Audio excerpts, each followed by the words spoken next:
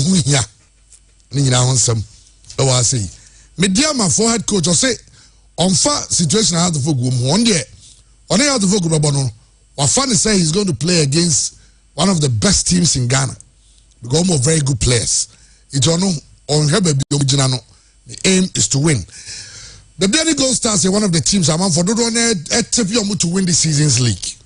Coach from Paul Manso say too early for anybody to be suggesting say omobaje a league no ehonsem iberam and in some of the one why they efifie and so eba former Santiago goalkeeper say Frederick Asari should up his performance and yes sir ugidi say obelusu the position to Abrante van Kamara no Kamara no go award da you go da and bibia no ma hwe ya on Frederick Asari hwe obutu no anu ansem bi ba mi nim say big ba we kan wasem e bi call on ogum up your performance omo shada nyoma so na yi ogum someone relax emma and I'm say unim say why massive recruitment no doubt but he's still challenging league not a second the other so run no just one game and a separate omo enti fans no enya abotre emfa emaku no Club African show interest in Richard Boudou Gadas deal no a good one e ba be hwe emunsem Hearts of Oak Mrantiam yenu so team Jaba Ghana ha almost said no more call takwa na weekend you go here Hearts of Oak Mrantiam yenu na Sam Mrantiam yenu chomudi a can Hearts of Oak afford to lose these two players and only question I don't na ebusa Burundi referees they be Ghana a game any Angola bebono na okay on some hasi $80,000 and a papa na almost on my advisor no German tactician no yes you demand the reports I mean answer the FA are ready to pay 60,000. Now the question I'm asking and I'm sure the question on the minds of a lot of Ghanaians and they say hold that wine so we feel so to have the decision now go find by near wronger sack him and bring another one. It's as simple as that. Otwado ngo nyezango chess can for be as advisor. Well, Chris said to say, Chairman, what are the F pa? He's straight from UK. Yes. And I buy a name size and coming home. Aye. So cousin back on Tom size of the size of them. Oh, sir, me one can't me. Okay. And I also buy and also gift me. Okay. In name of the Bremen didn't count now we count. Ah, okay. Also, you asking any. Aye. What I say? No, yes, any now, or to us and dear bro. On top oh, na se mudi enka yene mu ye fine. Arsenal ne Barcelona den kene mu ye fine. Ah, but na se mu kan ho se ma na nkoyi. Oh. Mempa. Aye, come on. Only akobi no. O efa. Well, yan kan tell you for say. Yan kan tell you for nyina say e kina nyame ya adoma. E kina the whole of PFA break transmission. Fantastic. Enya juma na yema nti fantastico programs wenja ya butro enya juma na yema nti fantastico say adina IC no say rectify. Okay, yes. Oza na sene o ana say na titiko o na trick iti china papa na ofrupo na ba say Ghana ni bon frupo mi be tupe juma kam nyame na bibia nti china nyame ya adoma no pa no say mo anti enka na di nti a etisa no na mo di a cheye mo amunti ene ye say de be ya ebenya clear sound ebenya clear transmission ene bibia na mechanic say ni nze minya oheba fie dakwa ene even omani age echina na nya adwuma san na say no mbeti betwim condemn so ati ase abi ene tofia kwa ko fie kwa dai mi fie omka me fie omka kakra say na eda we bom kakra the bedtime so ya no do makoda in your wechi all right you read some name darling boy who here chairman nyame ada wo and then topic when I dey say discussing say if is all here what about baby so mama fa go never trust right obanyi fa go never trust but chairman it looks like say call England be some busu asim e didn't know our voice I send mommy ansana also send mommy say me move send into adin so abroad my dear number.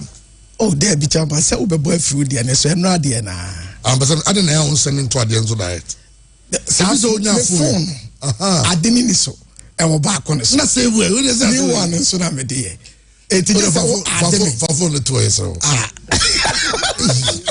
e bi da go nya e kura me e to se me dey kire oh ha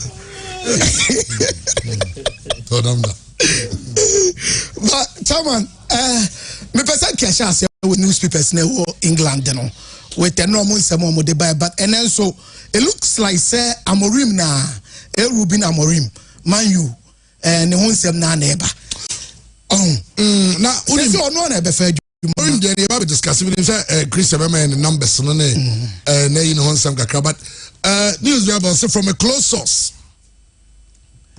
third term is a done deal and I will attempt a fourth term at the end of the third term. I have all the RFAs and the vast majority of the club, so I'm going to have an easy path to my plans. Those dreaming of impeachment should find something else doing. I'm saying from a close source, we're not every penny get. Debbie. Chairman Debbie. But me person jedi. I don't want to believe it. Source no, I'm saying close source, but I don't believe it. Chairman Jidi. Because it too much. It will eventually be the same problem we fought against. Chairman. 13 years of Christianity. Yakasa same way time and again say. Said your money who football.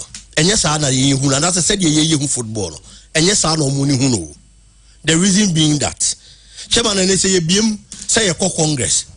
Na ye the motion never to say yanto ho aba me no mienu yanto bi yes it's here dey be ka already so nko involved na o mo betu bi no sankofo na ye ko bo friendly for Germany ayo mo kono sankofo na ye friend under 17 under 20 a ye mo slot mo de obu players e ba no sankofo no na Kumasi Asante ko ko mpo ko bo ne friendly match wa brochira ye Jefferson ni bi mo no mo de akwa America akwa dwodwo mo ho no enti ne say ye biem say ye to aba na those in the system the no benefit no money you yaina ya one chain na yehu ne football ni nkoyie but those within na nya no nti na gaka and members e be decide to mo be sorry ati o mo chairman just because they know the benefits they are getting one chain mo ya ayi Dalibo. Yeah, chairman. No me can newspapers no Star Sports for no say Amorim Ombemano Coronation Street. And I pay review newspapers. Yes, England. Yeah, some more kafa Manchester United new coach no. Na you are Jama Christian Maxwell big normal twaso. And Zania befi because ne fie no some who won nyase ketwa kra. And then some of you the new German tactician. Okay. It's here newspapers no. I don't know Jarebe me arrest Star Sports for na omo kan about coronation omo debema Amorim ewo Portugal on say sporting and the sporting game no aye even the coronation say I would say one episode left in Old Trafford saga, one episode left in the Old Trafford saga. Amorim's on Coronation Street. Ruben Near's United job as soap opera concludes. As someone was on the chain and say one episode near and ne game a obono. Sport in the book game. It also said the final episode. Obo ya or the sad nyomaba. England ho. Now I be did the Juma. Inti eno any omon sama omo eka. Okay. Van I see it Van Nistelrooy be home. I say England for the Binyan but I say Van Nistelrooy loved talking the team talk. Okay. And no the Ten Hag picture be fifi. It way star, Daily Star. Omo yomo de buy and so and no far Old Trafford and in Manchester. And so a one sense no. All right. Yeah, read the Akano. Daily Express Sports. I'm saying Amorim season finale. Amorim season finale. Ruben will end United soap opera tonight. It looks like that's something very positive. We want to say and then the final one. We are not just say okay. All right. Okay. Amorim, I'm ready for United. I know a year Modiaban quote or Modiaban said Amorim so you're ready for United. And I'll personally measure that sporting game. No, I'd love to see the pictures. How our fans react. If you are banned, somebody probably stay and I say, thank you, Amorim, and traitor, and so the fans will be out thinking. It's how and we see but Daily Telegraph say Amorim say he's ready for United. You know, newspapers kakra England. And Tama Pep Guardiola also there no. So video no. So be boy me yasha. Media amount. Enti Pep Guardiola no kasa about the injury no. Kachi, nyabutre, me see me hui. Hey chairman. Okay, me highlight about. The chairman wa shakura. Okay, deka. Enti hui de barka. On say Man City will problem. Omu players ne prepare. And Pep Guardiola kasa fa ho. Or say real difficulties and omu now. I'll body highlight at the end. Right. My highlight yama. Or see the players no I dey. Players 13 and omu prayer from the team nim. Sure. And sabrewe ye bra emu odin pa the man. Mikel Arteta so kasa ne no. It looks like say Arsenal for positive news because Bukayo Saka eba. Bukayo Saka eba. The man for the big games. Oh, listen, well, you do numbers. You love the numbers game. As a Bukayo Saka only against the basics. And then nobody sent me who nobody sent him. You go against Liverpool was amazing. Oh yeah, the man for the big game. Unim say big games in now shigu. Who's your play boy? Oh yeah, they do big game and that. Yeah. Man City for striking. Haaland. Big games no aya. Big games are your Champions League semi-final, final, FA Cup final. Ni nyina hu no. Bo shank to na no bom yensa. How the mama says here, but the stakes near high kakrebia, you don't see him that much. Untimi. And him am kan una kan. Never make on sanity. Okay. But because Saka the big game no. He comes to the party. Said okay. I'm winning Newcastle a big game. A big game. Newcastle is a big game. Said Newcastle is a big club.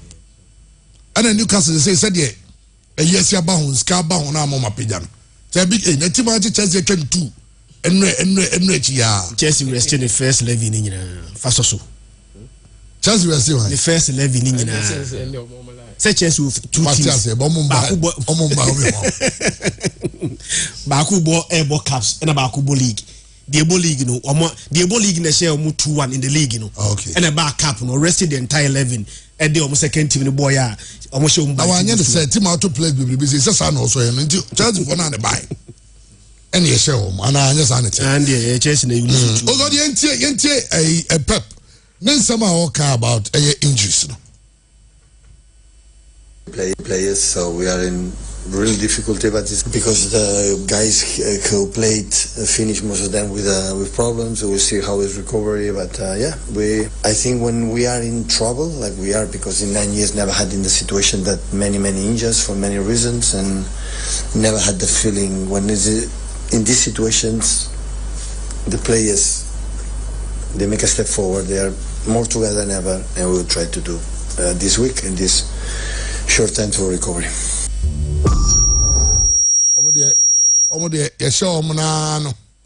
Okay.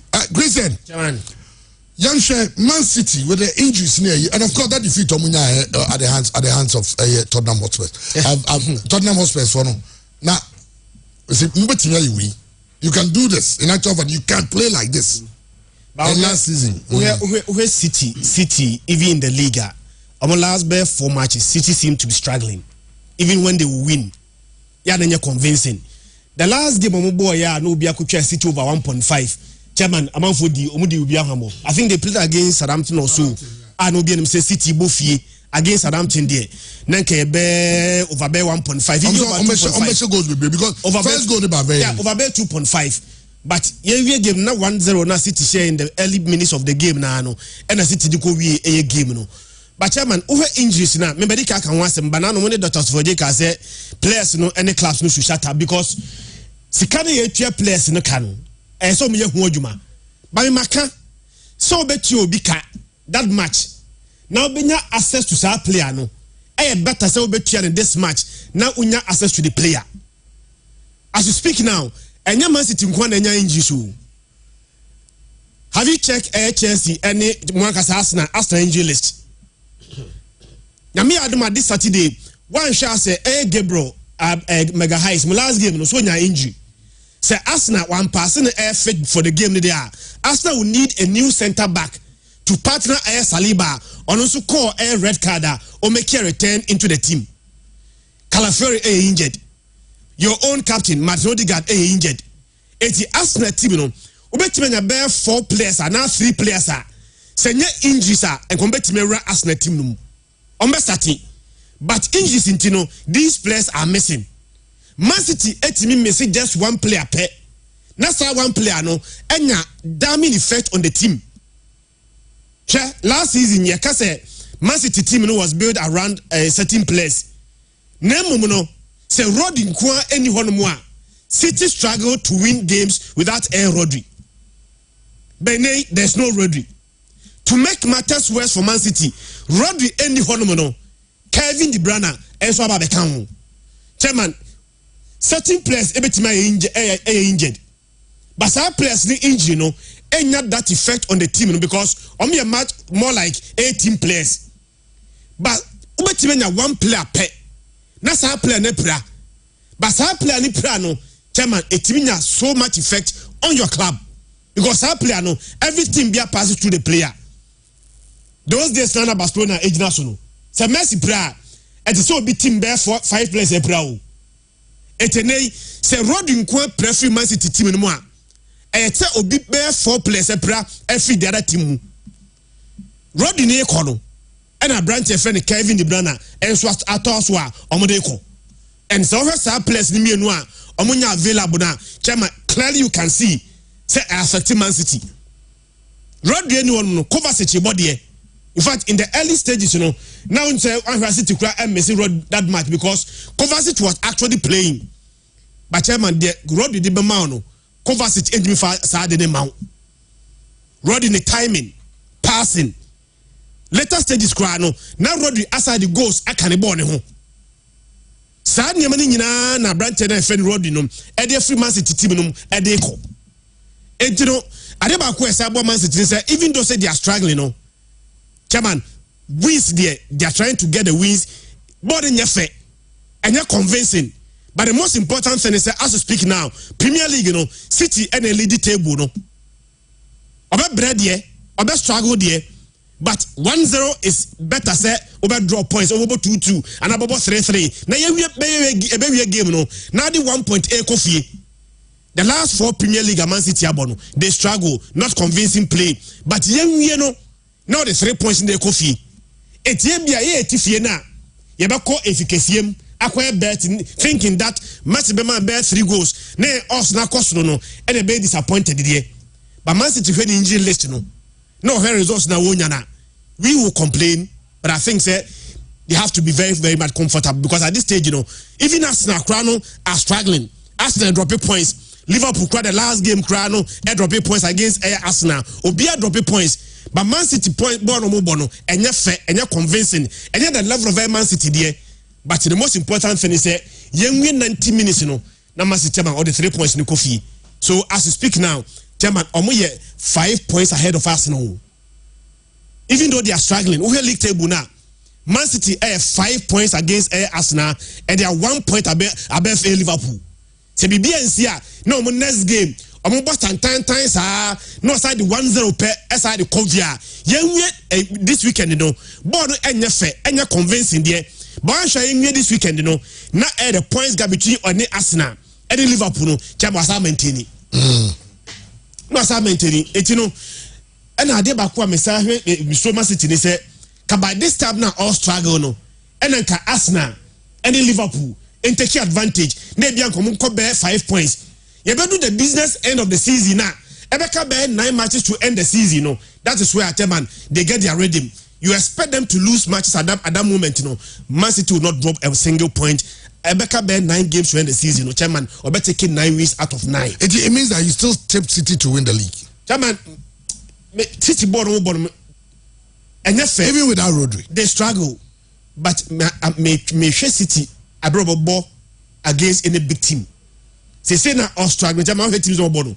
About Southampton, about Ipswich, no about Fulham. Even Fulham they struggled against Ipswich, the same thing. Against Southampton, the same thing. Say or struggle against this team Syria. Young Kenyan has a Liverpool airbo which is City which is Spurs in the league. City at this stage in Sherman, me assure the City crab watch Chelsea. One shot any easy Man City. Yes, that is easy, no. City could say 2-0 there. But some no, not a branch of friend, no, Rodri, Amos, I gave me BBJ. But Kevin De Bruyne played. But now City board no body there. South City added the same style of play. Ebesia and Chelsea. I think they will struggle. So Man City board na all bono. So the Babesia Arsenal say see I'm not sure they will win. Man City board na all boss say no. So the Besia Liverpool say see I'm not sure Man City will win. So even though say Abia Umbetimi fighting for the league in the I'm only waiting to see Man City play against a top team to see if they can manage and get the results. And to them, the chairman, meeting because the league, because they are really struggling. And who are your favorites to win the league? Liverpool, Arsenal. Without City, Liverpool, Arsenal. Born City, body is here, no dear. Chairman, and you. But what now can say? Even though they struggle, they get the most. And that's why I said they struggle against 8 teams at chairman. You expect them to win against Bear 5, Bear 4, but they're struggling. So struggle against teams so bet the Bear 5. Now Man City air struggler. Let's wait and see Man City play against any of the big boys. Border City boss is here. Chairman, I can say for all certainty, football they be able to CDA. But Man City against Chelsea is here. I'm not sure City would pick maximum points. Man City is here border all border me machine. So Man City bought a Liverpool. Chairman, they will not win against Liverpool. Be able to CDA. But the way they play, the way they struggle against relatively smaller clubs, I'm not sure say the same level of play against the big guns, Man City may win against them. Okay, Biggie. Chairman, Pep Guardiola as a coach, ever complain he said there are a lot of injuries in the squad, and no as a coach there. Chairman, me say coach be Abinyananko one the best of players. I will use you throughout the season, and they pay results on only few being here now born team no. But that notwithstanding, there are players are available for Manchester City. We can do Manchester City but Bournemouth. Bournemouth this season performance in year bad. Bournemouth are around 11th on the league log with a 12 points. Manchester City upon all the injuries, upon all the struggles, upon that performance, I ever say a perfect Manchester City performance. No, Chairman, still what I saw the league in this row. Born Manchester City airborne, results in a City no. If it is any other team, may assure Sanka Yebenya GBS boy team ye boy, any results here on ya do bet me a G League no. But we are grading Manchester City based on the standards Manchester City have set for themselves. And into the Maya say Manchester City team Nekitan is the and born now born there. AB now went to me and G League no. Chairman, Arsenal and in Liverpool, as we speak, upon all the struggles lies behind Manchester City. Arsenal acquired the City actually move 5 points. And Liverpool and leading just 1 point. Players are available. Manchester City team no in central defense and Manuel Akanji ni ho. But Akanji ni ho na so ye injured. Na City kwa ko game no Ruben Diaz. Now you John Stones are you available at the partner na. Chairman, me who problem kase bi e Manchester City akire ho. In midfield, Rodri akire players they available na akire clearly. So Rodri ni one Manchester City wo problem. I said na say Christian Ekano. Kovacic yes, he's doing his best. But in front of Kovacic, players being the age on normal ball. Or Gundogan on a nim, or Phil Foden on a nim. These are 2 players are on any day. Chairman, a lot of the big clubs in the Premier League, some players be new ever started. Eddie Amorim. Obenya Bernardo Silva on the flank, says Savinho now a Prampoa. Matthias Nunes on the other flank. On also more available. Look at the performance of Matthias Nunes. Let's Bernardo Silva quality. Any performance on also anytime he gets the opportunity to feature for Manchester United. Then talk about the almighty Ellen Haaland. Chairman, our first 11 way. Even with players don't be injured, no. Men disrespect Kevin De Bruyne. I want disrespect to Rodri. Men downplay impact our Manchester City team. But I feel the team boy players boy still has a lot of quality to help Manchester City get any form of results they want. So share Liverpool. Share Liverpool midfield no. Gavin Bettenham, Soboslai, these players against Kovacic, Gundogan, Phil Foden. Many of the players were quality. Ebro, I am Manchester City midfield try on my bonnet. Yes, Arsenal, Thomas Tepate, Declan Rice, Marino, these players, the players of Manchester City in Finfin, Kovacic, Phil Foden, Gundogan. Many of some quality in Ebro Modiano. Chelsea midfield. 80 City no unfound injury bebrewom. Pep Guardiola you worried because of your coach. But me am tell no more idea. Me sure Manchester City team no quality they kita omo. Even in the absence of these first 11, and I said these players are more first 11 no. Chairman, me who say City fall short so much to the extent say obi oni be share Premier League nimbia on team match no. City still has a lot of quality to face everybody squarely and equally to get results over here. Say they be maintaining the top spot in the Premier League, chairman. Well, I'm saying, Man City, I mean, over the years, Man City's first round for the past seasons have always not been convincing. However, they managed to get the results to keep them in the title race. Their proper season starts from December or January. Maxwell, I'm sure so. What's that? Made the best start. Also, what's the City? Guardiola emulated Alex Ferguson. Those time with Manchester United, chairman, they drew the month of January, and United a peaky. Into a season and not omaji. Into a man for credit your biba say no into don't pay African or black player because they drew on. Chairman ba AFCON near they so Kaiser winner. And for the past it's been so. City started league no money all convincing. And seasons so aqua don't let us forget. There are seasons that Rodri pray for some time. There are seasons that De Bruyne are pray for some time. They still find a way to win the league. I still feel like ABR or a mind's game and a orbo. And of course, you don't expect say you're a big team. The team are best and maybe our best and 6, 7 or 8. No, sometimes you might struggle to come up with a way. But a good thing is that they be outcome. Even when they are not playing well, they still dig deep and find a way to win. Unlike Arsenal, who play well, chairman. Now, these are the different. That it is something Arsenal need to look at. Sometimes because Arsenal against Bournemouth, chairman. A red card by there, but I was expecting Arsenal to at least get a draw. But what I say now, I statement saying this is a championship team because Liverpool, man a red card, na City man a red card, chairman no bebo. So obey to me alter the tactics in the album. But I also understand Arsenal is just like Barcelona. We are one side, one way. Until recently, the coach, Barcelona coach, already difference. Yeah, but chairman, we start up to want to attack, and we are not ready to change. And say I will understand from that angle. Into where City. Yeah, chairman, your ball league now no more Bobé 14, 15, 16, sometimes close to 20 matches be or 18 unbeaten. So what's steady sardina? Consistently each season, almost a streak, and chairman sa streak in a deal more leg. And so mun yet more that top be brave for time here ball leg. They drew Satan no I caught 12, sometimes 15, 16, maybe 14 games streak no lose. It be crab 18. So maybe a draw kakra bebem to City Eddie Ajelegin. But Guardiola didn't know because I say because Tottenham said na chairman pacho. Because no, I'll care about their struggles. Say it looks like only a number of injuries. Yeah.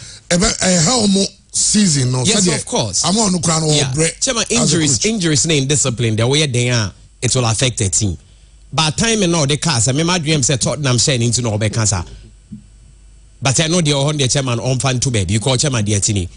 The last 23 matches they are ball either White Italian and Tottenham Stadium put together. Chairman Bako pen a draw. Will you believe that?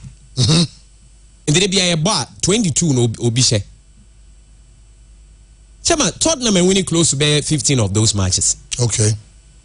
And say at home Tottenham home Nansa Domoha City pass Ustedia. And you no Guardiola crown a buyer or try so ye BB. Even that one so be Champions League na Tottenham call final na. At that stage ye Unifrim. And a couple of other games I ball. Until Honey now the Tottenham so they are not doing well in the league, but still almost scored. And a game the City and say, oh, so didn't keep players in our bench and I'm boy in that game. No, keep it all the key guys in our bench. No fees on Baba said near bo. This season cup games because of injuries near the only you see the best players. Yeah, but yeah, Danny saw Mutu or the mobile number 1. Almost I'm crying a go, but really go no as a foul. Uncle taker. John Cananuntum. Because in your nearby, City say Tottenham, yet me show Mutu as well 7 seasons. the chairman on my credit. That's what I'm now so more chairman because squad or could tell me to me more in the chairman. Oh, do you want to say? One say, okay, no, Senka Rodri engine and Kobeba Sania in this season now. A bedu sa business end of the season, no. Nanka Rodri back from injury and Kamenya worried for Man City. Man City team, you know, they depend so much on Rodri. Exactly. And a bedu sa business would check it. They be a cancer normally Sadumbo League we are a baby season now. Then no masuja. Every season be a besojano. Their best players are always available at that moment, you know. Yeah, sure. Rodri, Kevin De Bruyne be pra. By the 10 games to end the season now. Ubesa Kevin De Bruyne watono. Rodri crab betimenya injuries be. Maybe I could 5 games now on your available. Maybe those 5 matches, you know. City will struggle to win without him. But dia Rodri beba. Ebeka be 10 games to end the season, you know. Now Rodri are available. But we are talking about Rodri now, no chairman. Injury, you don't wish for any player. Nano na kwaji Ballon d'Or no. I'm sure the where he was working no. Chama enye easy. And so Rodri cry about me just say injury one very careful. One sha won suda da mu biem. The way I'm sure Rodri all working to stage. Ebeji sa Ballon d'Or award no. Chama enye dia Rodri babo board e Man City biem. So even though I agree, see ebe do the business end of the season no, City be soja. But in the absence of Rodri no, me who Man City when this season Rodri enya available, and it will be the first time one you bedu side business end of the season no never 1 point Ghana do obi billionaire stantem or then Liverpool tem Samre no you will need your best player to be available and Rudy won't be available. Chema, that's where I'm expecting so one here no man to me his answer side jana every year be almost so no because they will need him. But quickly Manchester United on neman you know my me no muntiase only on Yadwin. Me no mon Yadwin. And I won't tell you. Timing on the Saki Air and Hagen. Me mentasi. Timing, say, but a good team. No, the first time I saw Komosaki coaching, end this season. Osakina, chairman, can you coach Aba? By this time, maybe I'm quite taking grounds. Some of them say, or final or say FA Cup, or say FA Cup, or FA Cup, FA Cup, no, and a saving the job. No problem.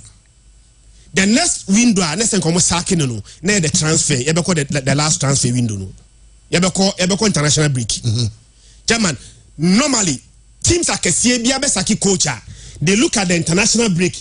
No Masaki coach, you know. No new coach na list. Obenya bear 1 week be, and now bear 10 days be. No the team na yejuma. There's no international break. Na team no baba no munyako. German. Boni Kasiama United say and say only Ten Hag signed 3 years. 3 years, you know, there was an option of another 1 year renewal. Chama, only said last year, Manchester FA gas option. You know. What's that? Ten Hag contract now only Manchester United one. I can normally say your contract extension 1 more year. No be trigger. So be a year there the modern boss you know. And then trigger 1 year contract extension. You know. But Manchester United triggers option of a 1 year contract extension. Extended Ten Hag contract at the 2026.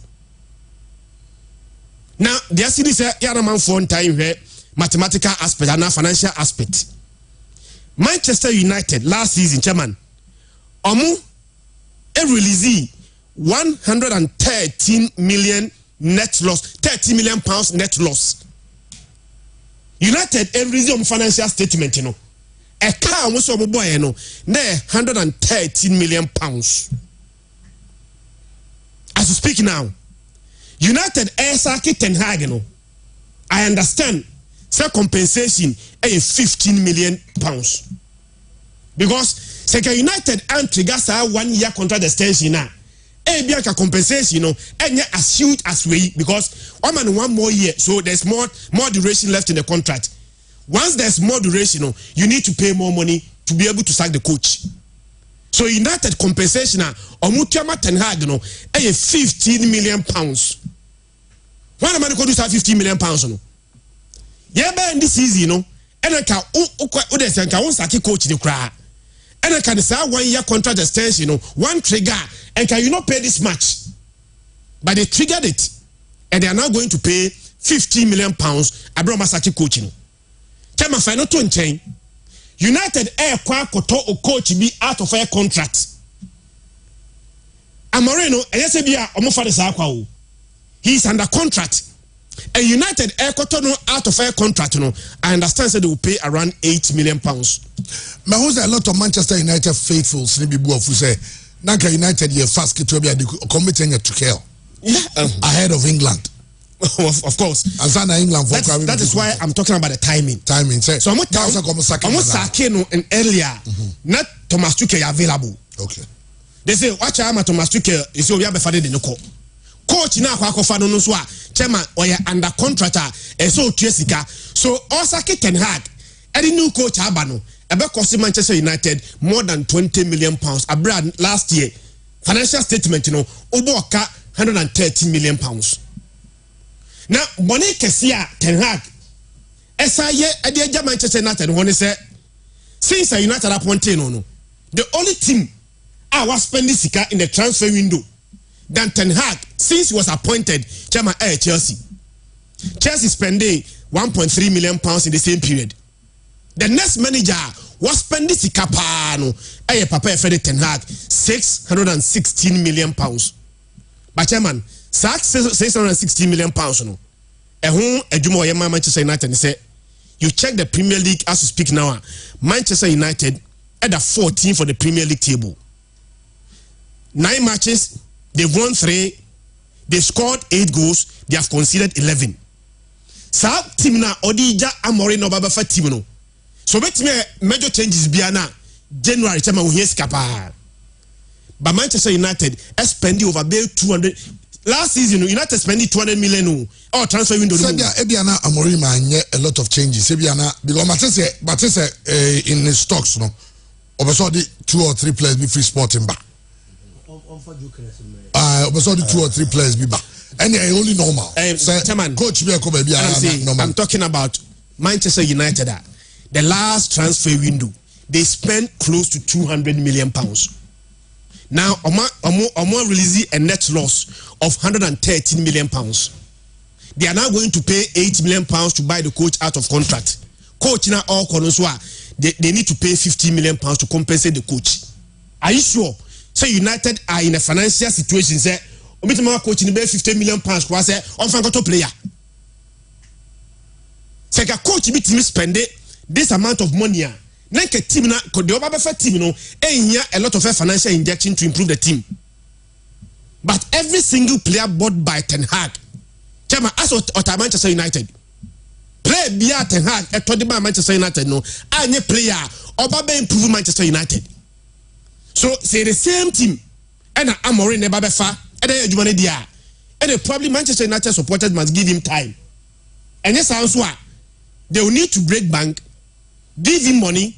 No one transfer marketing, no one go to players and improve Manchester United. Secondly, there are a lot of fair players at Ten Hag Toya, Chema and Fasobia Maswa. Manchester United must be willing to even sell these players. But the question is, say to Anthony overpay £85 million. Next day, to Antonia, Chema Anthony price of the same. United Ten Hag buy £660 million spent on buying players alone. The most expensive buy, Anthony, over 80 million. Benei, Sir Anthony buy United. Okay, we are willing to listen to office. Why not pay Antonia? Menyas was clubs are Cassia way Europe, no bet me tia, Sika Cassiano. Benya bear 10 krana, or me are willing to even buy Anthony.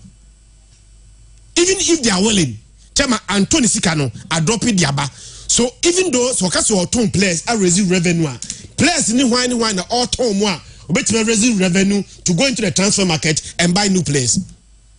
There are certain players was buying them one. Some of us said, Chairman, they were not coming to Manchester United to improve the team. Okoto Hodgland, Chairman, Okanasem say Emfa. A brand no did just 1 year in Europe, playing for Atalanta, about 9 goals in Serie A, Oton didn't buy. Obaeno last season about 10 goals in the Premier League. Maybe to take time. Now, Ukope play Biaba number Bois branch of an air Honjlander. Chama Kofa Wane by Joshua Zazi. Joshua Zazi, Eddie Honjlando. Chama almost the same thing. Kene omumienu no say United can say okay Anthony nko na bia Holland so nko na ento omumienu a chairman these two players no Manchester United may not be able to raise even bare 60 million pounds from these two players and bone kesi atenak aye Manchester United say financially team now build no e cost Manchester United so much benye team betima compete so betimi ni Arsenal compete obetimi ni Liverpool compete the new coach must be given money to go into the transfer market and buy new players. But not a financial statement, how much they have lost, and how much they are going to pay for the coach now all corner, any coach now all bano. I am not sure say they can even go into their coffers again, take money bear 60 million pounds and give to this coach. Ten Hag ni tema nesen komo sakin ye wie FA Cup robet me say coach bia onya de bia roka say on winning one game and fan save the job ba obey everything it takes to win that game. But we get anywhere. What happens afterwards? And then critical. Can we season na or man Manchester United worst ever finish? United end finish below 70 that. Your more league Manchester United ain't a goal difference of -1 that e been see that. But last season United finished 8. Ain't a goal difference of -1. United see they were happy. Let's keep the coach. They kept the coach and almost had triggered a 1-year contract extension. As I understand the contract demands this coach we. Chairman, say Ghana say obi beji di won. Coach we now extending the contract. Okay. The understanding is that obi extended no akwaje ne cut. Because it makes no sense. Say coach awoye adwuma ti say. Na adwuma ne nkoso, ense da nkoyie. Na owo 1 year more to extend. Upa be extended, upa won extended. And Manchester United in their right senses decided that they are going to trigger that contract extension and give this coach 1 more year. Oman 1 more year now. Or 2026, no. Chairman Wasakino, you are going to pay more money to even sack the coach. Well, Manchester United in sense. Well, me trust, but me also be trust that the network keeps going on and off. Can you rose? Obi de Ibia Bantuada on my show him. I think it's been a while. Like complain binti. Obidia by the NSA. But I heard English Premier League table now. The United stand together. My name say, "Ora, I died about 2 years." And Obia trust United we stand. Nina say all the Uniteds. Men can say, "Omunina SSaso." Newcastle, Manchester United. Omunina SSaso. It I don't know United we stand. As I said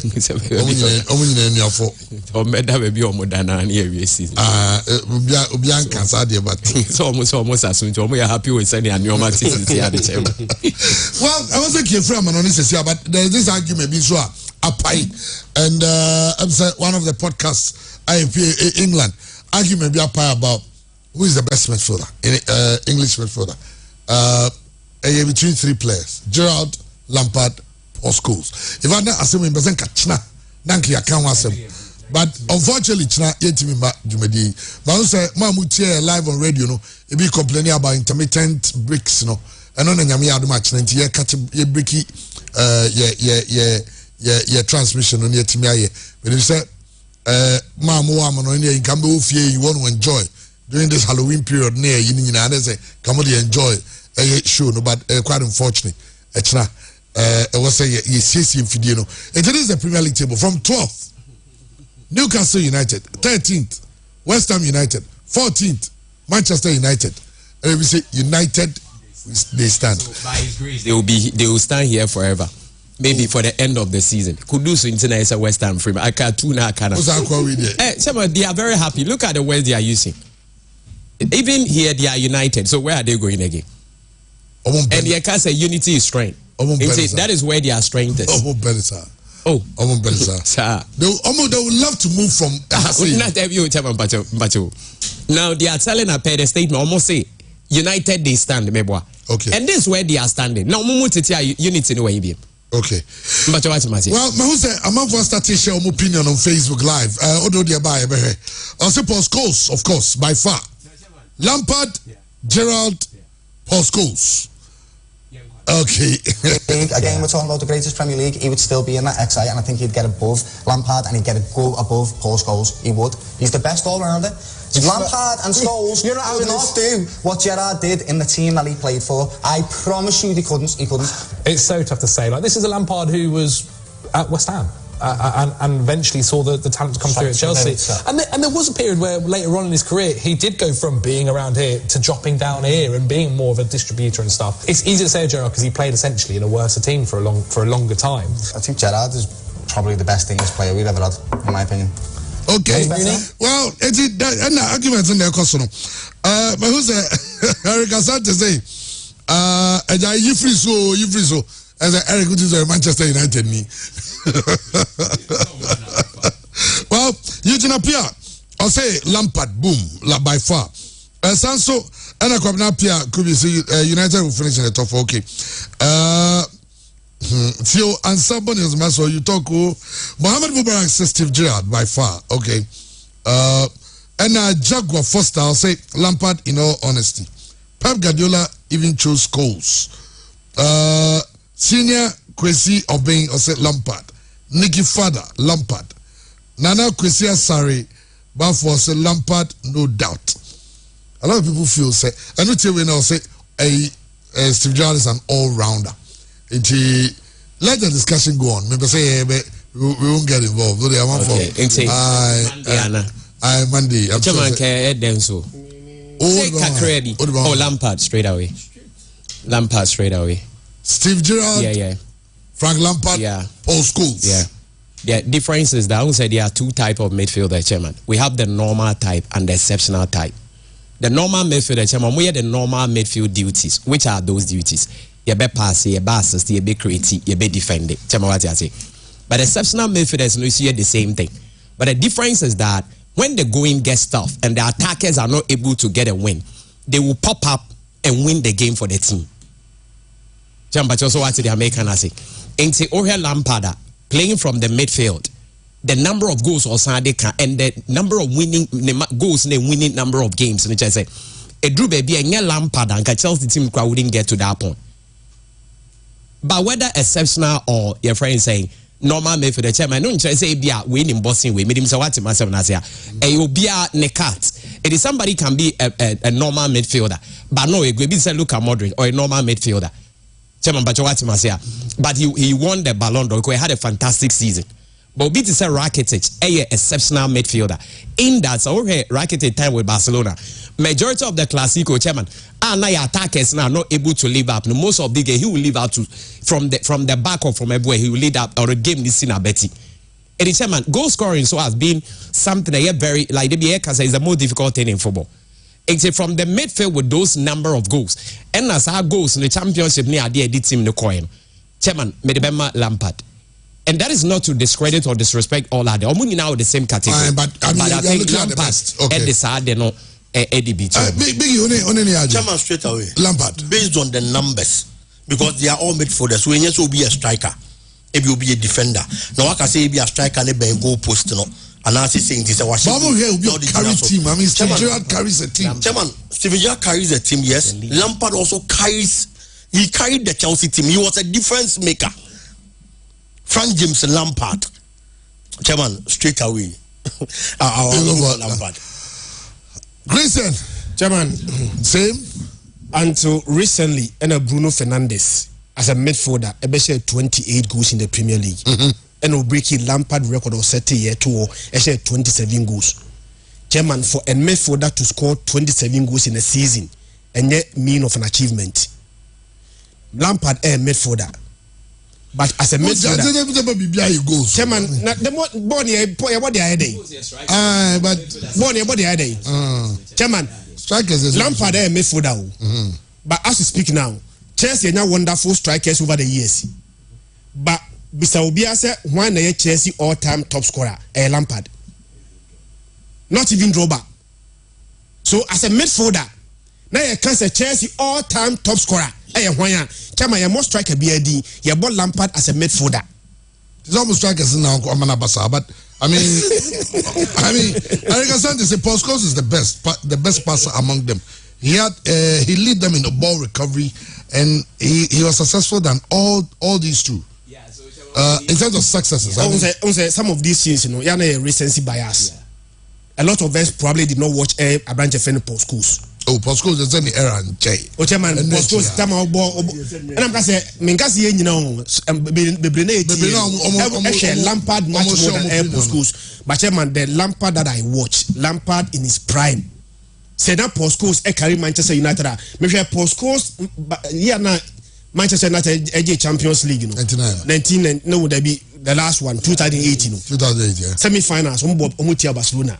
Chamo Bianco semi-final go na bench FN post schools, Echetia Barcelona. Schools, that was an amazing goal of all of them. But chairman, you love watching post schools. Between Barcelona, and Real Madrid. Why not in terms of fair ball Wabobo more Philip Ape? Oh, send Barcelona. But one the most successful club. That is Real Madrid. Into post schools number no money but obi the numbers. Na me adum near retire near kwa. Chairman, yenkura na oma mehe umi no. They on the bejaji the two players. They on the bejaji omo. Me say between Barcelona and Real Madrid. The Wabobo ama Philippa. Say boy bet me hold the ball bare 20 minutes. No open 9 cabino. The Barcelona of 2009. But Real Madrid do so the trophy back at argument no. The more argument no. Forgive me for a lack of a better word. I feel say slightly flawed. When you say you talk only about the goals, then you are invariably saying that Lampard is better than Iniesta because Lampard has more goals than Iniesta, but Lampard comes nowhere near Iniesta and Xavi. When you are talking about midfielders, nowhere near. So if you are not careful and the first thing you say is that we should go, sir. No. Because we are looking at midfielders here, all round midfielders. The job of a midfielder, not born goals. It's just like saying that the best defender for Obi defender will say 8 goals. All because or a defender or more goals, Obi should go to a better than him. Let's not forget that the primary responsibility of a midfielder, recoveries, ball distribution, tackles, you look at that, goals are exercises, of course, but there are basics. So look at me, the best midfielders in the world. You're born with him. Look at and the road you can say road goes and say, but Yanka, he'll be saying Iniesta, he'll be saying Xavi. How many goals did Iniesta score? What are the numbers to Lampard on numbers 10 in terms of goals? But you're looking at the midfielder. I mean, that is where you see that. Chairman, you are right, but the woman say there are those midfielders that in Iniesta they don't score too many goals. But baby, obeshe go be a state kesi nkwan omoye de omoye. That is about post goals. But on say message no. A player who can retire and they go talk to him. They don't go talk him out of retirement to post goals. Are your midfield? Okay, time out. Almost say Barca 4. Ewa Parina. Return like who they are Iniesta. At the World Cup who they are Iniesta. Time a Messi pride na Barca show mo 4. The striker who they are Iniesta. You call Euro now mo G208. Who can moments of the post goals here? Who they way? But how can about goals? In the moment, who the goals? Never we say 28 goals. We say 26 goals. There are people who did not even score 6. What you say? How many goals did he give you? How many goals did he give you? They say defensive midfielder. But attacking midfielder, they say the goals count. Oh, yes, we attacking player. We say go incomplete. No. Or your midfielder. We are talking about midfielder. Defining attacking or defensive. Yes, I the argument for Ben. No. Chairman Pacho. 3 players in attacking midfielder is not true. All round midfielders, not only. No, they are attacking midfielders. Post goals is more defensively inclined. Nti oye midfielder. So midfield, oye attacking midfielder. You need to add goals to your game. And like I don't know how to put it. And they are contesting. How can important goals? That's important goals than Lampard. When you talk about important goals. But Chairman, what we are saying is this: Lampard, the number of goals when it goes, you take it team. Any on nobody but baby or the team during that time no or the Chelsea outside. Lampard was like a number 10. He was like a typical number 10 or 8. He was played just behind Drogba. He was played just behind Drogba. Drogba would do the struggles. The other midfielders, Paul Scholes was the orchestrator. He moves the team. So distributing, he does the recovery. And he's had him. It's a very point. They say in arguing one careful now emphasis go so a bit tricky argument one careful another angle now argument now hold water because if it goes to the angle of bringing in the likes of Iniesta, the likes of Xavi, how many goals did Xavi score? Xavi, look at Xavi. Xavi carry how many goals did he score? But you can't compare all those midfielders to Xavi.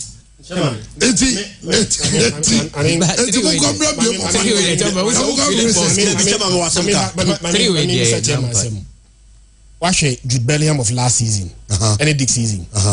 Last season, Ballon d'Or, what did he say? Last season. So the only did third. This season we are sure about podium no subim. This season there is a ball in it. Chema yepa the work rate. The ama oma podium say only numbers. And yet the work rate now can Chema. Oh here Juma. Oh here Juma buta. On the back. We are the best yama on hit map. No here Juma oh here. Jude Bellingham at Dortmund. The difference is that Jude Bellingham at Dortmund. Jude Bellingham and Dortmund the ball boy. The only problem is that I say 77 predators radio you will or radio link a Juma boy in Ian. But the attorney say it won't be noticed.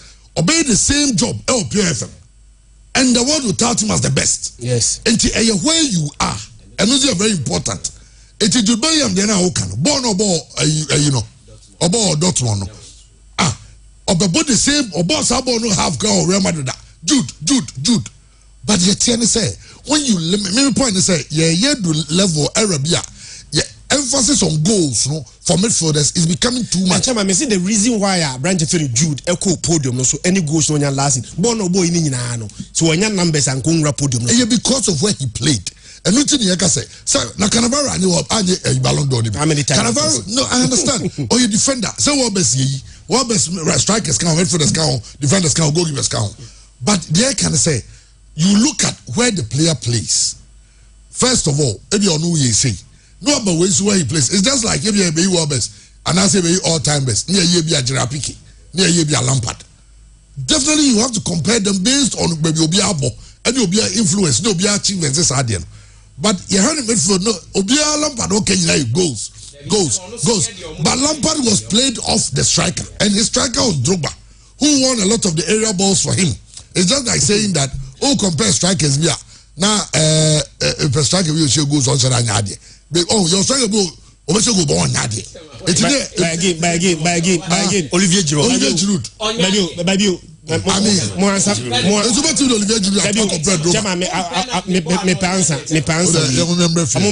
Ballon d'Or one a podium so paying. Ballon d'Or podium one a podium so paying. Lampard. Oh, say what? Lampard.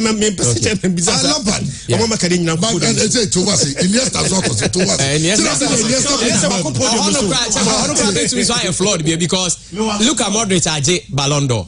Bonin balls in Iniesta and Xavi.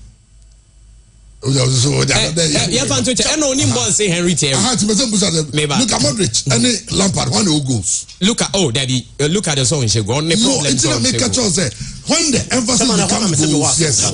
Maybe you see, and after me pick Frank Lampard, because compared to the other two midfielders, so Shabo now we numbers a free man. Say I'm for born to from na mobile paro. Obian Shada Muru Obia Sosa. But who is Xavi? Any Iniesta, you go to free. No money born a bankasa. I can't these other three. So she omwa. Yeah.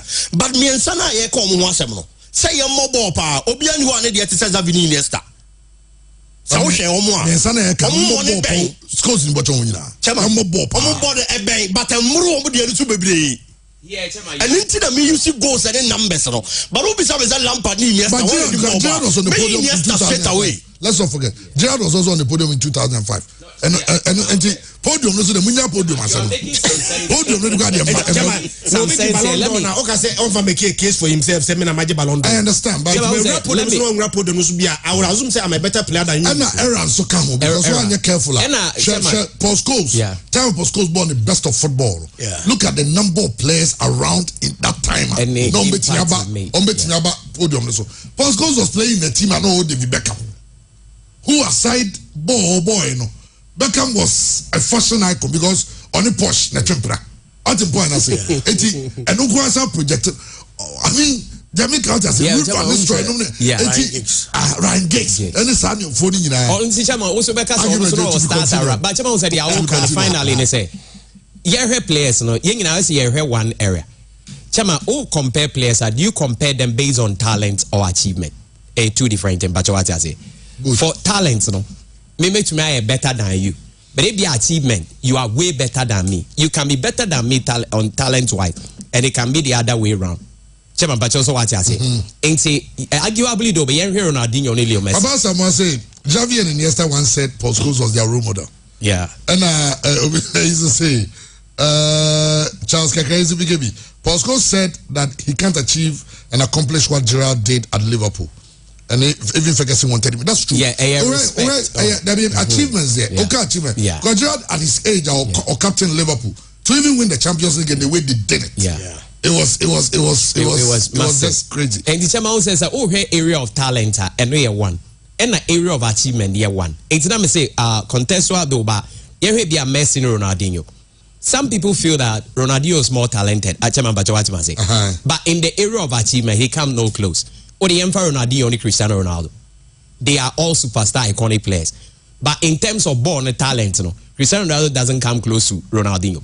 But because of achievement, to me, ranking Ronaldinho ahead of Cristiano Ronaldo. Yet we don't measure talent. It is scores you on born a bo. But what I say talent wise, and orchestrate on him bo. But no enough. It's about what did you achieve with it? Achieve Champions Leagues. Yes. Say Lampard Suji be right. Aye, but Postcodes where the Champions League finals and yeah, they've all achieved. But I think that Lampard has achieved more individually. Achieved it. Goes on there now. Individually, even the best individually he's not achieving. Even in the Premier League midfielder of the year, no. But on the comes Lampard na Kese. Check it. Okay, so say an Arsenal man will always discredit a Chelsea player because of our European exploits. And Kofi attack Kofi. Ballon d'Or by we Barcelona ni.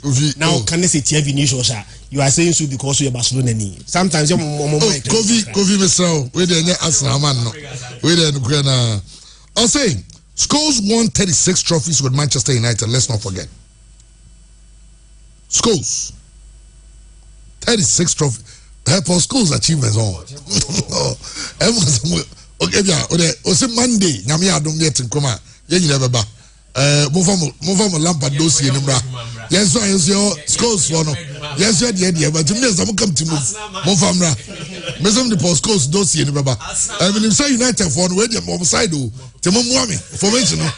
They share to Colombia munimra. Anyway, all right. Yamra Fie. Now, Yamra Black Stars. So, let's talk about the Black Stars budget. And the number of things I heard to know are quite sad and very worrying. And honestly, so many penny for ma or for my form. My who say be about 10 term no got the football for massam. Someone go mama go 20 terms cry. That is, and if you feel say you more someone here because when I'm president, it's for you. But maybe concern you when it comes to the national teams. And the head said the FA in talks with a German tactician, a German coach. The German coach, you may also be the minds on your technical advisor for the Blaster technical team, technical advisor. And the head said the German is demanding $80,000, and the GFA are ready to pay 60. Now, even if they are ready to pay 40, what worries me, I say to hear experience might be then begs the question, why appoint Otuado in the first place? If you have done it already, why not sack him if you feel he's not up for the task? Otuado is never qualified. And never qualified in Yinano. Ghana are very much involved. I will Niger game on Bebonim. You're convincing Niger. I need Niger for convince some member game no Togo. Because Niger team mode home. Get in the boy no. Niger ko born in Morocco. You're convincing Niger on the game no. I will Togo. Now you are sure to say the basis of supporters by time. and reports be me nakra Sudan for no si omate. Any people close to the Sudanese team si omate say Ghana are promising Niger $5,000 each if they beat Sudan. Now, sir, we are confused. If you're a leader and you are confused in the way our sports minister is, the sports minister, I feel he's very confused. He doesn't even know what it's about. Because clearly, when he started, it looked like he wanted to listen or start here and say, oh, but he's lost. Now, what it means is that Ghana, your last 2 matches, there's a likelihood we might spend a fortune on those games and still not qualify. You bet to me, I spend the Ghana for Sika. Bebre. I still young qualify. And they say, you bet to me I could promise Niger. So on Sudan. No one said Sudan 1-0. And now 2. Or the 20 grand on Bezoja, or the advance watching. Near to $5,000 for each Sudanese player. Now you could boy a game against Angola or Rwanda near about draw. Say yes, sir, we have spent money, all right, but qualification still is gone. Because the very moment we draw that game, qualification is gone. What it means is that I was say you say you 2 games, but now you hope you say Sudan be losing the 2 games in now. And if you are a minister and someone comes to you with such a proposal, so yenyewe. Now the one dream, honestly, problematic. And the Hamikakra, and it didn't start yesterday. I mean, Minister, the very day I realized he's lost it. I go AFCON, I go Campo Qatar. They go AFCON Cameroon. I go Campo Qatar. They go Campo Qatar. And the minister, or call Parliament, and say, I didn't think they go Campo Qatar. Or so. Near about AFCON, we are. You have World Cup qualifiers. Now, World Cup qualifiers, no. See, you qualify about Kobono Qatar, and you don't know acclimatize it. I'll train World Cup now. You have 6 months later, no. Forgetting that, and I realize that this man is as confused, he doesn't even know what he's about. For any minister who will say that. So, your minister now, Obi Nigeria bro, no ajatum. Your man penny nanado. Honestly. Nanado relationship with Black Stars in Yakwa Kwese. I say, penny be all girl be filiga na. Gani disi munukra obeka nse ni car say obeso neska koto obeska koto kano kukuramano there be no complaining na girl we ontitimi ye na girl onye papa sorry me masem enwa oba obeka na asema oh baby me here a new iPhone or je koto ebi na yakwa no sana the relationship between the Black Stars and another, that's how it's becoming like they come to you with a lot of promises, they deliver nothing, but they come for more and you give them more. So are we going to use $60,000 of Ghana's money to pay another coach, some better technical advisor, to this? Okay, I mean, can't wait here. These coaches, national team, Otuado, John Prince, and Morocco in your friends. These are the guys. You go for be able to come and say, or make technical advisor. They turn $60,000. You're saying you have the guts to get involved in the Niger game because we feel that Niger beat Niger. Now, who went to Niger? Who feel say, oh, you're better than Niger? And every president said that Niger team, no player in the Niger team will make it into his team. That's Dreams FC. Who went to inside Niger team? Who went to Niger? I'm a welfare president. Sudan no went to Niger on one show. On about 2 games that show.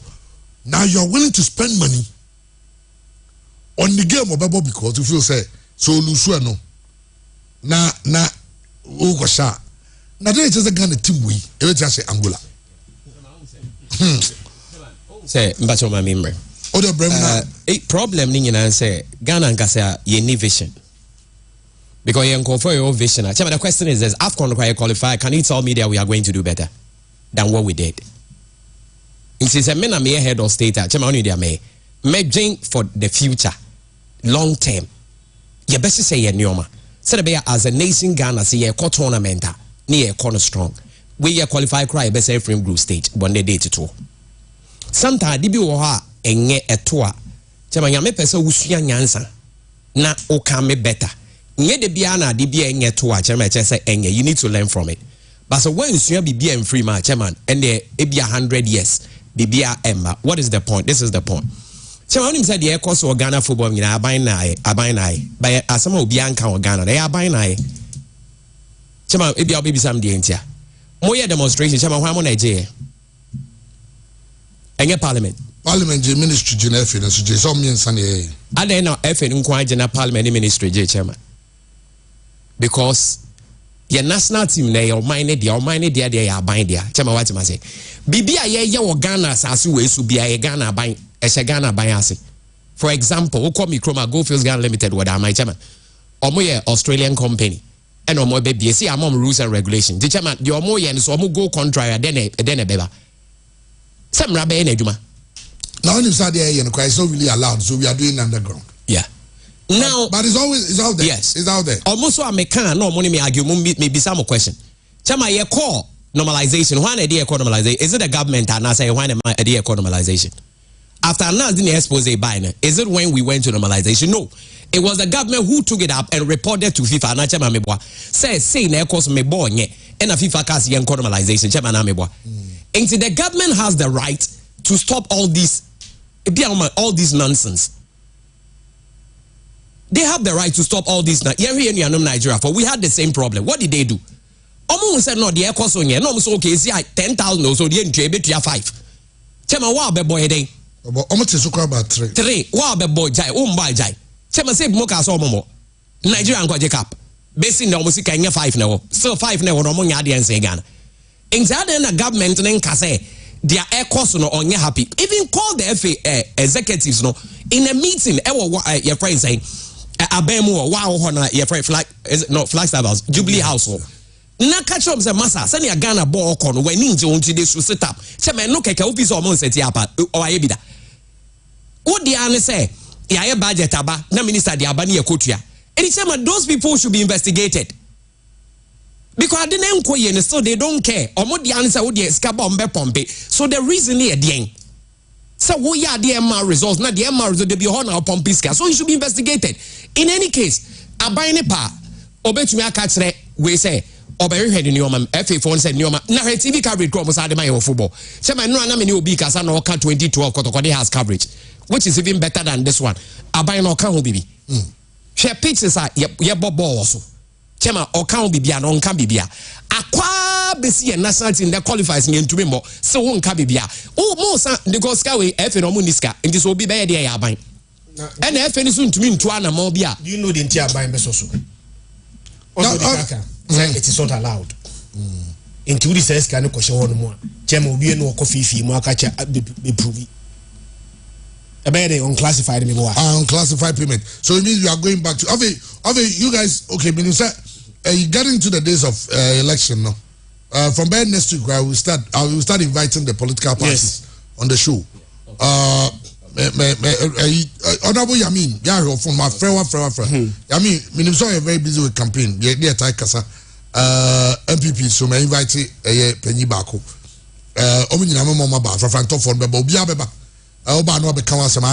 Sometimes some of these things I get to understand why Dr. Baumia. The campaign or your own person campaign stage and so on. Because the point is that no seriously, also distancing from a lot of the things you are doing. You are the president. These guys come to you every time. And good of your do level blaster national you call cabinet level. No more catch us here, please. No more catch it. Because you hold you be accountable for what the money they spend. All sectors. It looks like football. I know when the first president man by dinner a golden bean. Chairman, lunch on your lunch. A football nkuane make sense. Abai sika bia obe spend you account for everything. It's not just this government too. You see, consistent governments have been doing the same mistake. Public public accounts committee omo hearing ni bi. Abai sika bia de bemu obiane you account to the last CD but for the Black Stars. Some you're from FIFA. Blasters they timid bear $25 million. Yes, Monfanko bought this competition, Rani. We are how much we spent and how we spent it. You know, Chairman, do you want a breakdown? Anyway, say minister bet person will bear prove ya. It is a way of betting me this will be channel. As simple as that, because it doesn't make sense to anybody. Now they be as an yet, I didn't ya yen say yet. Near Papa Ibiswa ya near Kataswa without solving the real issues. Chairman, yabeya in the event that we will qualify per this means. The last two AFCONs near Koena, Yamre as they qualify no. How did we perform? So Bajima now co the last two AFCON na Ghana yen really game the last two AFCONs. 2021 AFCON Ghana winning game. 2023 Burkina Faso Chairman yan winning game. Yan correct the way we qualify for those two AFCONs. Yan struggle, yan qualify so easily. Even that we went to the AFCON, yan winning game. Now where you bre, you still want to push it, say yan kobo AFCON no. Yan kobo say I qualify keke. Now Chairman, enwana mo kan simbi. Na me se me kan nra achina. Ma me ngeni sisi ya na me sorry. Achina na muntimi so ready no me yenye kakra bia. Monday, okay. To the council. Because sorry on. And then I'm so a preachy. And was see a dear a man Yagupon bufu nipa kesiye pa ni se nipa ye bonina Yagupon ba guard in muno. Obian taking responsibility. Nobody, yeah, Obian taking responsibility. Sir, Oba Beman the show, no band the share Bunsam. Intika Yagupon by na Beman G2 say my bonia. Can Yagupon in boniche? But where the shewi, that is how we are as Ghanaians. We are always looking at our shoulder to look for the next person or the next thing to blame. Yeah. No one accepts responsibility. Ket okreku etimife Ghana for nim se normalization e ko e can be near for the born above.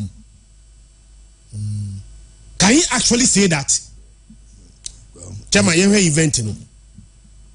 Ghana maso dika kan Ghana bind 13 say one sha obegu F no. FIFA gave us warning.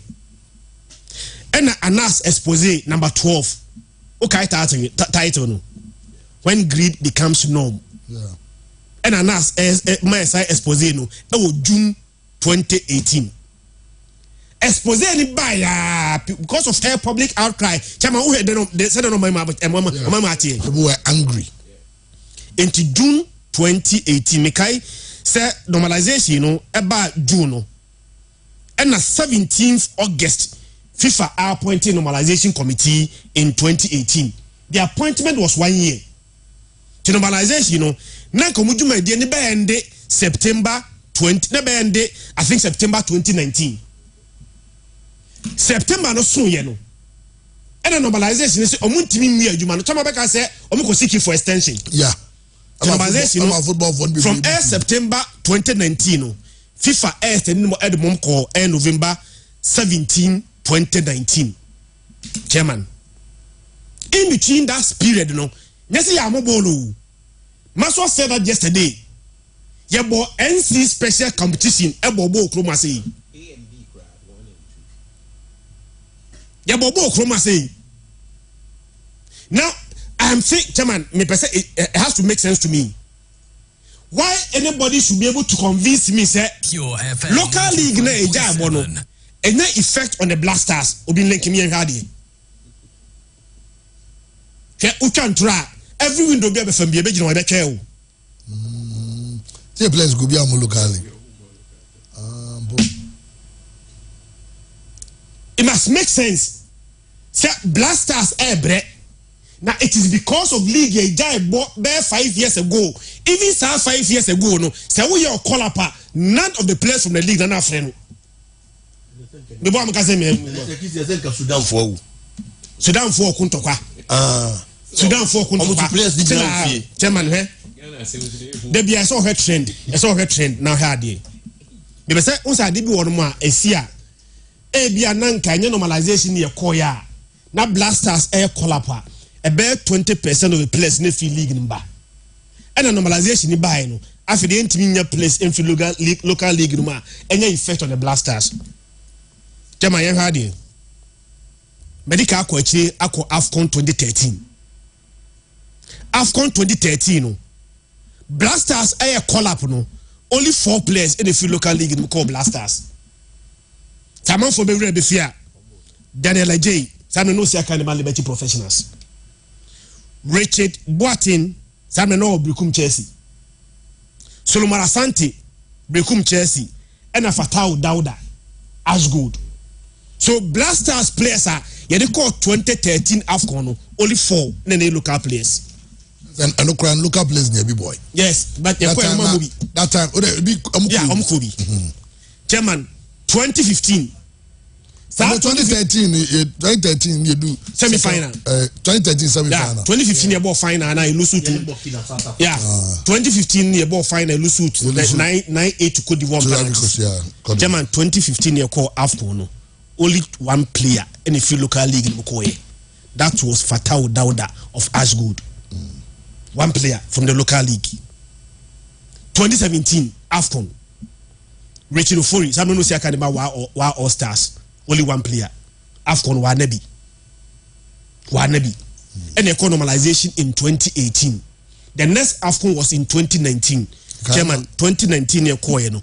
Me sure say Obia Kai, Felix Annan was the only local player. Of course, our 2019 AFCON. So there was a precedent. 2019 they do second round. Yeah, there was a precedent. Say Benin no, in Kolapwa. Chairman, local players no entry into the Black Stars. Into normalization or no normalization? Yes, you are speaking as if say normalization no affect every Ghanaian player be also everywhere. You place in the core national team no. You normalization there, but all of them were playing actively in their respective clubs, even though we had normalization. Chairman, the last 2021 AFCON, okay players from the local league. Philemon Bafo, Fatau Isaiku. Some enough Philemon Bafo see Academy Dreams. Fatau no see Academy Dreams. Maswala Bikwe see Academy Olympics. And a David Abagna no see Academy Edema RTU. Chamasa AFCON ne be edi camera beto mo so no mo distance him. Sa AFCON ne koye no. And I nya 4 local players are omo call Blaster team no mo a Sam and the camera to Muswa, no more distance him. And the reason is that time you increase the number of players. Yes. With him because of the COVID. Even 2023, Cote d'Ivoire, Abdou Fattah Hamidou, Mediama, Obobodidi. Okobi Obobodidi. Your friend, Richmond Lamptey, from the local league. What kind of calls that we're making, say, Richmond Lamptey born all body there. Now I said Blasters born there, Urem. So the last AFCON, only 3 players from the local league and they call the last AFCON. Nae Fatau, Abdou Fattah Usayaku, Abdou Fattah Hamidou of Mediama, Richmond Lamptey of Asante Kotoko, and Jonathan Suwa of Mediama. Omu wine a ball Blaster or AFCON ibi. And a Blaster say call up players in free league now. What's the mono? Omu rasa Blaster na Blaster is the call for my other was our league no. Tabi yenyime yo. Ena yenyo bia ye short memory. Center ebia Blasters ye kola. Na a sizable number. Every local league no mu and the rap Blasters no mu. And ya normalization tino. Unya place emphasize league no mu. It will make sense. No, let's even just oppose it that with Sudan situation. Sudan are fighting, they are not playing in the league. Their team is camped in Saudi Arabia. Almost and almost friendly matches no more. Almost players in competitive leagues. Ibo Arsenal, Ibo West Ham, Ibo English Premier League. About 5 or 6 of them Premier League. You almost other leagues, Turkish league, one league. But that team no more league na babe so. So me say normalization no cry no. With or without normalization, league na normalization affected no. You don't call players from that league. Say we are affected the mindset of players. Me say Russian-Ukraine war no affected Ghana more than Russia and Ukraine. Every no one accepts that we there. Russia and Ukraine war no. It take a part there, but we also play the part to get where we are now. No one accept that. It's even food production. Food production come from adona ye do hase ne to fertilizer kuyafo do no se kofuma ye de be share Russia and Ukraine. No one accept responsibility. And you know, that is why normalization is see 5 years ago. And the blasters in Kosua. What do you blame normalization now? League penny jaibo. Sa league no so when you make call up, you don't call players from that league. And then a blasters in Kofuma, or the question sa league ne jaibo for only 1 year penny. And that is why who we are as a people, we don't accept responsibility. We are always looking for something or somebody else to blame. And we think to create Ghana for him say normalization course be 5 years ago no and I'm Ghana football bedu my chairman and Cardi see 5 years ago there your man mandate after 5 years you should be able to show progress.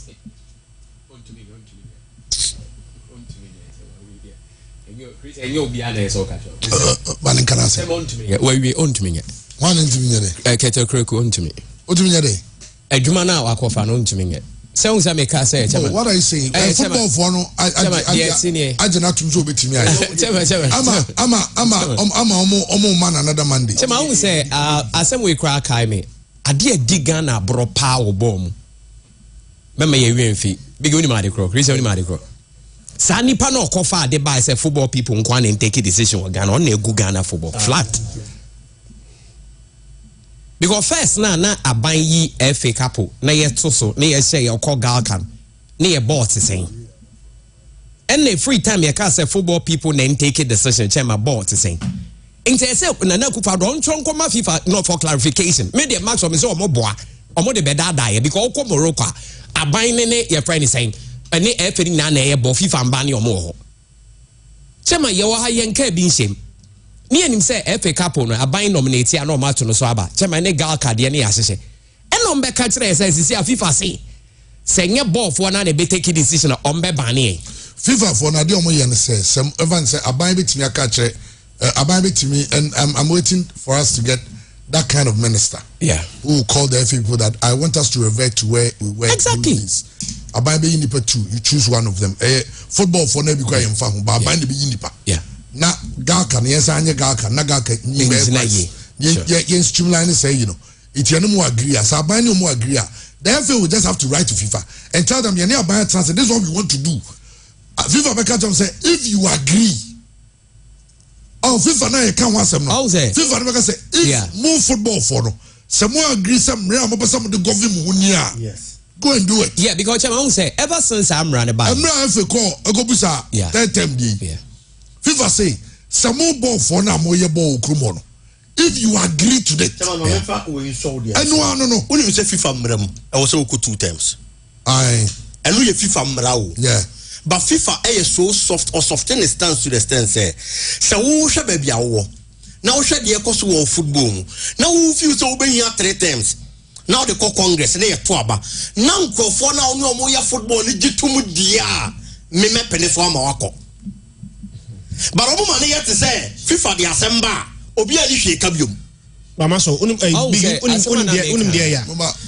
same crofona almost secret to aso no chairman give them ballot paper no muntu aba omo ga sa ba wi nko say chairman one thing in say chairman say give them what they almost say majority of them may even want this government to even go out because they be almost government are failing.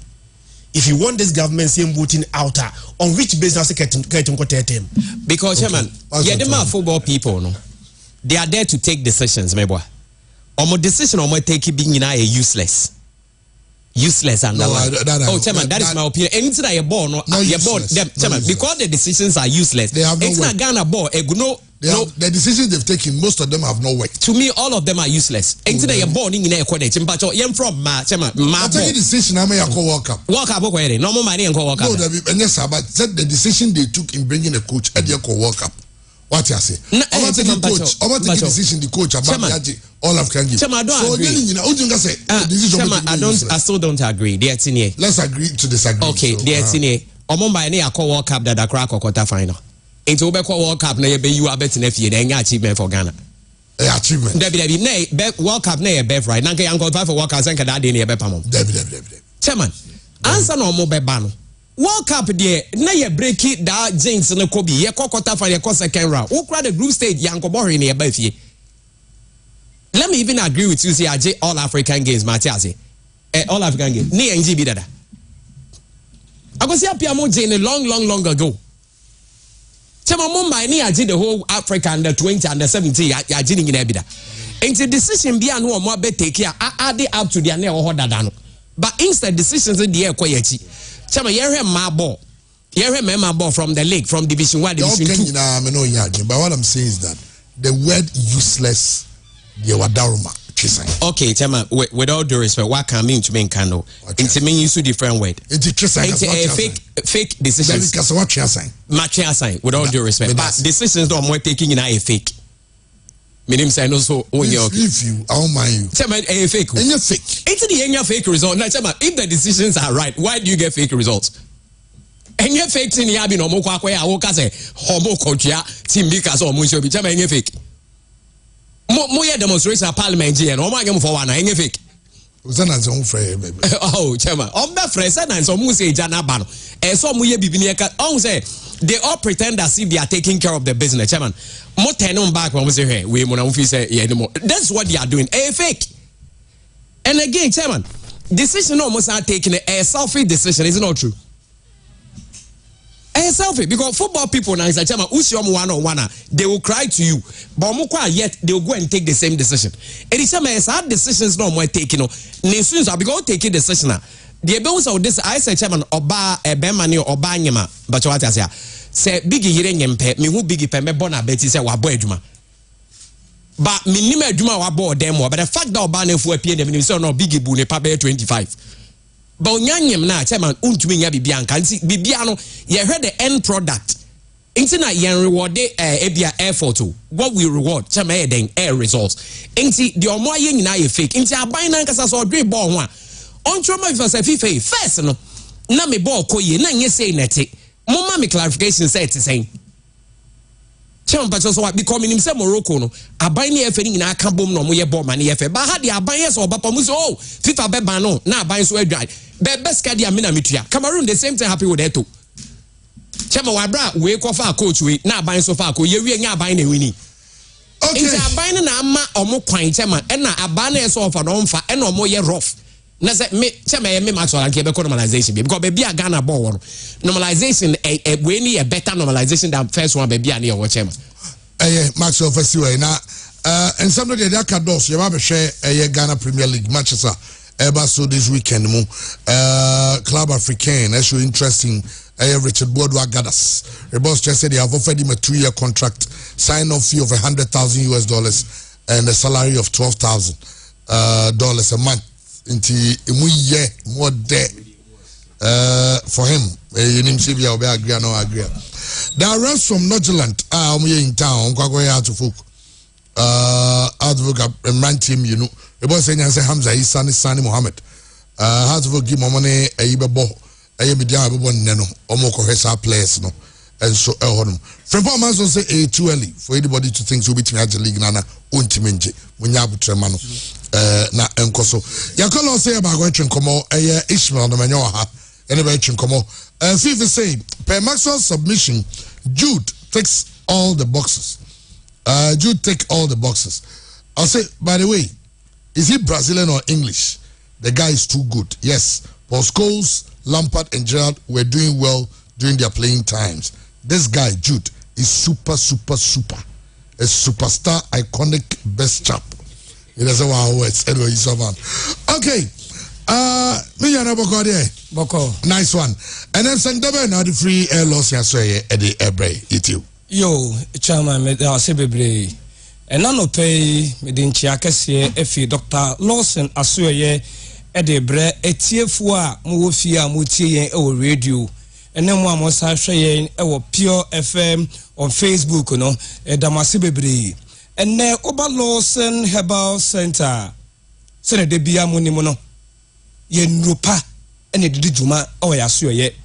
Dr. Lawson ede bibidro kani enua bena enua ntini enenne ede ye edro abeja so a obi bia obenum bibia no etumi di ho adanse obi bebisa se eye no ben ene ye ka ho asem Oba Lawson Herbal Center ye wo no ma akoma komiensa se no yi baako yɛ Lawson herbal mixture.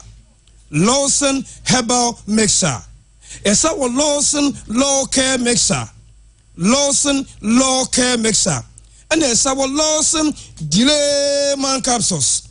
Lawson delay man capsules. Send no nyina wo herbal shops, pharmacy shops. Bia wo won bia no. Won so ko ha won sabeka bi. Na sa Lawson herbal mixture America ho asemi.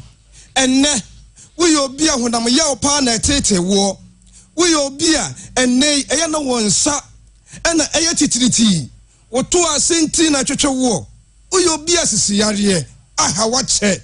We obi a wabubu agudem stroke atete wa che a. Won so kopɛ Lawson herbal mixture ibi nanom. Wo ba benum stroke na bubu wo. Akawa to dem na wontume nsore nante no. Wo ba benum Lawson herbal mixture ibi. Ama wonso nyame beye wadom ama wonso obetumi asore agina ho anante akwaba ene uyo ba uchima mesrew emeye eba na mienu na miensa na etwa wonso de abanso a wayase bawi wosa amanfo bete wonka wonso bomoden na wonsaka Lawson herbal mixture ibi uyo bia fibroid yare ena tete wo a wonso Lawson herbal mixture no ebedi aboa wo ene koko yare ena tete wo sabe koko na fifi uba bia na wonso bomode na wonsaka sa Lawson herbal mixture ibi nanom na wonso benya hoden pressure wo so pressure wonante kakra na wakoma ebo pali pa wonso bomode na wonsaka sa Lawson herbal mixture ibi ewo dwama so mesrawo wo bibibia peso bisa fa se enu ye hu a Mr. Yahoma Trofo no.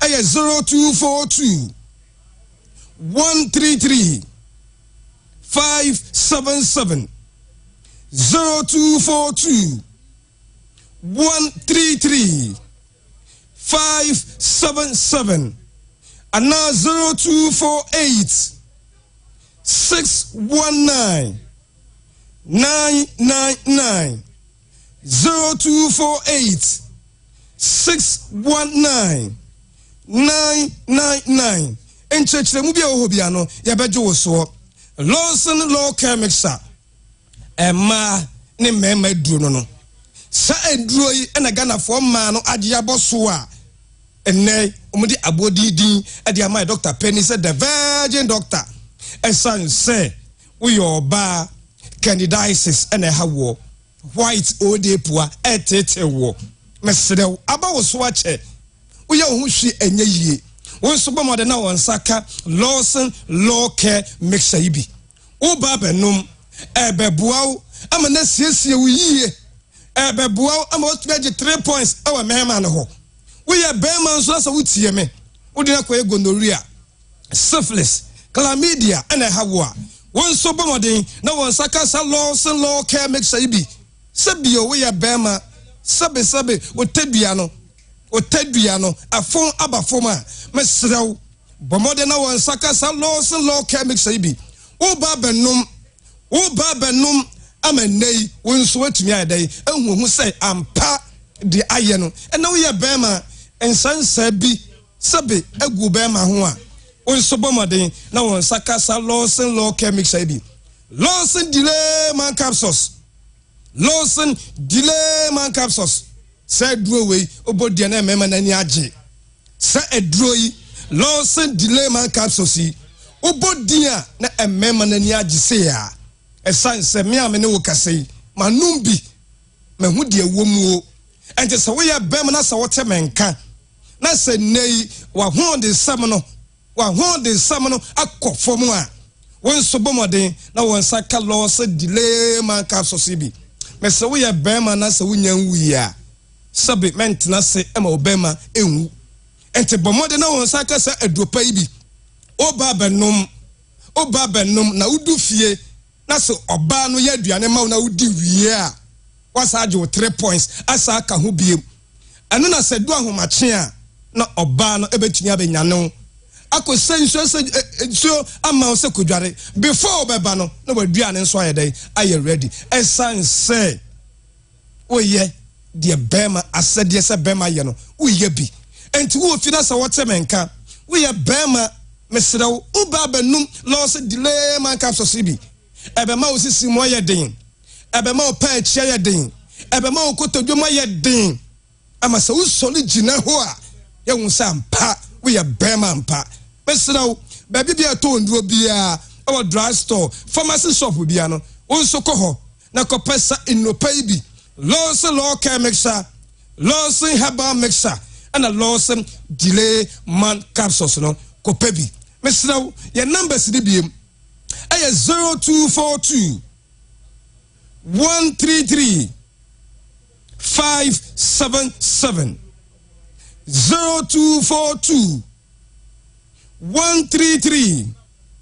577 and I say 0248 619 999 0248 619 999 ya beji woso mesrew ebia wo yare no emrenti ya ntumi anka wo yare na ano nkire se enuro no entumi ntu yare na se emfa ma wo o de bomaden ahomatrofo na de ama wo no o de frɛ yen ya beji woso ba bia wo de ha wo no na yetumi atse enopa obenuma wonso benya hoden atumi di hujuma entenne chairman ene obaya so ya yewo ema etiefo ni wow yedama CP etiefo loss na so ya yakono medical camera no delay no monyere mo ho na monkoye na monpebi no mema bema ushia matcha o representing mema nyina amun wiye ni mase bema bia bu no keka nsem bibiri konkonsansem keka bibiri bia no wowu so ho ho a untimi nkoye yeyi ta mema no muzo bema bi ni obagina wa na akwa wi na untimi mo adwuma kate Pedro no simple yedama CP okay etiefo pure 95.7 FM yeguso ayede ensem no ebremo Charlie, afia batwo idie. Madua ye bebre pa o. Me hu de meto amane mpo. I don't know who de obeto amano. Wo de, me ti policy ba ko ama se o de beba. Afen so NDC ba, ye be bien djuma keten. Me pese branch executive na di omo ho bejim. Se ye kokko na opese o hwe a poultry farm ketu ebi, ni ama akoko bu no, ni ton kokko na ma o. Ni ama eduane a o de beto eduane ama sika o de beto eduane ama. Hey, na renti na mo sere. Onua nyanto boasie. Enti wenti na papa ne se yento abama no. Aba, papa no onsesan ye kra. Dada noa. Mudie, ma yentie policy ba ko a Dr. Baumia. E wo ma ye mabunu no. Ye pese mabunu yenya ejuma aye. Jobs will be my major focus. Na me be training 1 million youth in digital skills. Enya nunku, wo so be bie bank ama nyuma nkuma. Se ne be ya omuso